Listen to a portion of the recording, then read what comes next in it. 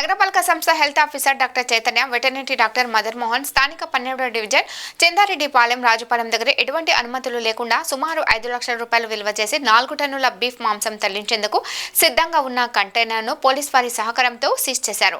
అనంతరం doctor Chaitanya, doctor Madan Mohan మాట్లాడుతూ పట్టుకున్న మాంసాన్ని సంబంధించిన యజమానిని విచారించగా ఎటువంటి అనుమతులు లేవని సంబంధిత ఓనర్ తెలియజేశారు. కావున సీజ్ చేసిన మాంసాన్ని దొంతాలి కంపోస్ట్ యార్డ్కు తరలించి నిర్వీర్యం చేస్తామని తెలియజేశారు.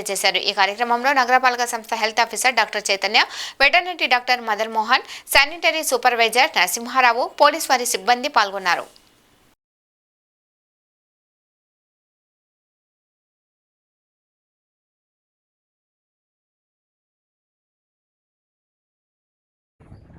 అందరికీ నమస్కారం అండి. ఇప్పుడు మనం ఒక 500 కేజీల బీఫ్ అనేది ఇల్లీగల్ ట్రాన్స్పోర్ట్ చేస్తూ ఉన్నారు. దీన్ని మనము డ్రైవ్ చేసి పట్టుకోవడం జరిగింది.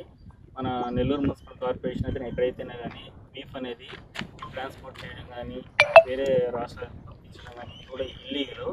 మనకు ఇన్ఫర్మేషన్ అనేది ఉదయాన రావడం జరిగింది. వచ్చి చెక్ చేసిన తర్వాత ఇది బీఫ్ అనేది ధృవీకరణ జరిగింది. దీన్ని ఈ బీఫ్ వల్ల నెల్లూరు నగరంలో ఈ తిరిగే ఆవులు ఓనర్లు వీళ్ళందరూ కూడా దీన్ని మార్కెట్గా వాళ్ళు రోజు కూడా మన ఆవులను పెంచుకోవడం అనేది ఈ రోడ్ల మీద తిరిగే ఆవులు ప్రమాదాలు కానీ ట్రాఫిక్ ఇబ్బంది కలగడం కానీ మూలమైన కారణం ఏంటంటే ఇలాగ బీఫ్ అనేది ఇల్లీగల్గా ట్రాన్స్పోర్ట్ చేయడం అనేది మెయిన్ కారణం.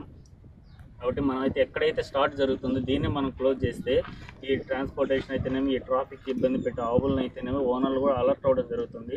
కాబట్టి ఆ ఓనర్లు కూడా తెలియజేసేది ఏమనగా ఎవరు కూడా నెల్లూరు నగర పరిధిలో ఎవరు కూడా ఆవులని ఇలా రోడ్ల మీద వదిలి విచ్చలవిడిగా చేయడం అనేది చాలా ఇల్లీగల్ యాక్టివిటీ. కాబట్టి వాళ్ళు కూడా వాళ్ళు ఇంట్లో పెట్టుకొని జాగ్రత్త చేసుకోవాల్సిందిగా మనవి చేయడం జరుగుతుంది. ఇలా డ్రైవ్ చేసి ఇలా పట్టుకున్న దాన్ని దంతోల్లో డంపింగ్ యార్డ్లో దీన్ని డిస్పోజ్ చేయడం అనేది జరుగుతుంది. తీసుకున్నాం.